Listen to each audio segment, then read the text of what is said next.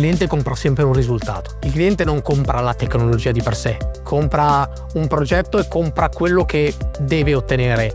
La tecnologia non è né fredda né calda, è abilitante all'ottenimento del risultato.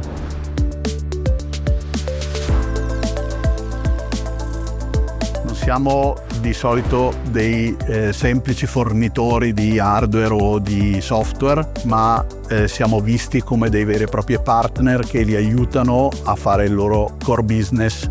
Ad oggi IBM è il partner principale di SMEAP soprattutto la parte CS.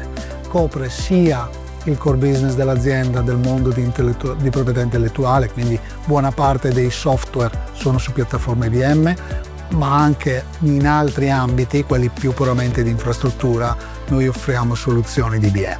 La missione di DD SYNNEX nei confronti di partner come SMEAP è quello di aumentare le competenze all'interno del partner. Questo lo riusciamo a fare naturalmente con una solida relazione tra vendor, partner e distributore. Ci offre soluzioni flessibili, capisce quali sono gli orientamenti del mercato, vive con noi a fianco le nostre avventure e le avventure dei nostri clienti. Per noi TD SYNNEX è un partner importante perché oltre a fornirci licenze o subscription ci dà una mano dal punto di vista tecnico, sia per quanto riguarda lo sviluppo di progetti che per quanto riguarda il supporto diretto ai clienti. Il tema che mi sta molto a cuore in questo momento è quello delle persone e quindi poter continuare a investire sulle persone. TD SYNNEX ci sta aiutando con un percorso di formazione delle nostre persone e con un percorso di advisoring sui prodotti e sulla capacità di identificare quelli che sono più adeguati nel nostro percorso. Quindi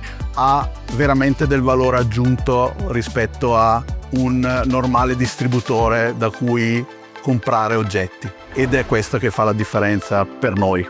L'ingrediente segreto di TD SYNNEX è che esalta i sapori di SMEAP probabilmente, quindi noi crediamo che la nostra ricetta base sia buona e ancora più buona con TD SYNNEX.